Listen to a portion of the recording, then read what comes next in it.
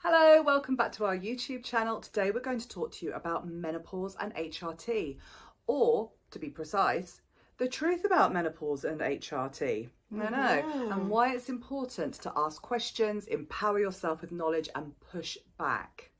If you're new here, I'm Claire Snowden-Darling. I'm Laura Knowles. And we're the co-founders of the College of Functional Wellness, specialising in coaching courses for health and hormones, menopause, diet, digestion, loads of really good stuff. We also have over 15 years clinical experience working with women's health and hormones. So if you find this video useful, please hit the subscribe button and let's get started.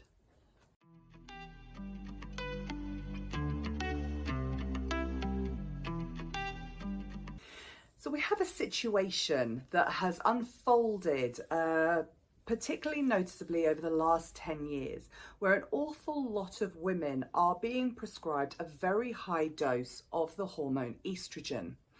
So this has predominantly been promoted, I suppose that would be the way to put it, by Dr. Louise Newson, who is quite a celebrity doctor. And so because of her stature, women trust what she says. But there's a really big issue because this approach now means that she's under investigation.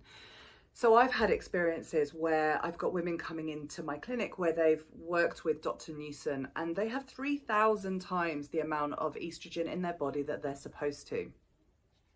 Now, we also have this situation that whilst I adore that Davina McCall has been talking about menopause and making a massive splash about it and actually brought it into the mainstream conversation, the approach that she tends to be working with is a bit of a one-size-fits-all approach and actually promotes synthetic progesterone. Now, the problem with that is the synthetic progesterone can actually cause all sorts of problems for women and stops us making our own natural progesterones, which we do make postmenopausally. And so what happens with this synthetic progesterone is we end up with an increased risk of things like stroke and breast cancers. We can also end up feeling wired and tired, insomnia, weight gain, all the things that we're trying to avoid. Some women sail through menopause with these options, but there are a lot of women who are being failed by the one-size-fits-all approach. I think this is one of the issues. Is I too celebrate that Davina is doing some amazing awareness raising of menopause, but there is a feeling that what has worked for her can work for everybody, and that is not our experience and also our clinical experience. We have seen literally hundreds of women who have taken that approach of going down synthetic hormones or high levels of estrogen and feel terrible. And those are the women that we want to speak to and reach out to and let them know that there are reasons for why this is happening. It's not because there's something necessarily wrong with your body. There could be something wrong with the HRT, or that it's not right for you. So the issue, going back to the Dr. Louise Newson approach of high dose estrogen, is especially if women have been using something like the Mirena coil, where they've got this issue with this progesterone issue that's being ignored, and then they're given high dose estrogen, it can just lead to all sorts of issues in their body. They can end up with all sorts of intolerance issues, digestive problems, bloating. That's before we start looking at things like breast cancer, strokes, the big stuff. You know, we're talking about really dangerous messing around here with steroid hormones. And one of the big issues is that the GPs have tended to follow suit with the way that Dr. Newson's gone. So it's really common that women are struggling on their HRT and they call their GP and their GP just tells them to slap on more estrogen. So nobody in this paradigm is asking a woman about her gut. Did she have a history of IBS before?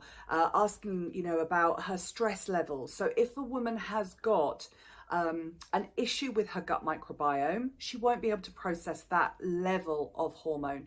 If she has come from a place where she's adrenally stressed, it could cause her to become very hormonally destabilized. So nobody's asking these very important questions and then not doing the work to clean up the gut microbiome or to support the adrenals. And that's before we start looking at the fact that these high doses of estrogens can cause cancers, strokes, a variety of other really big issues that nobody wants. So I think that's one of the key truths in menopause, is it's not just about estrogen. There are 3 key hormones that we want to be looking at. Actually, we look at loads and loads of different hormones because there's lots of interplay going on there. But when we're looking at the sex hormones, we need to be thinking about estrogen, progesterone, and testosterone, not just estrogen. So let's look at the different options for HRT. So the first option tends to be the synthetic options. These are your patches, most of your patches, particularly combined patches of progesterone and estrogen. So I want to make the distinction between natural progesterone and progestin, which is a synthetic. So the patches that are with progesterone are progestin.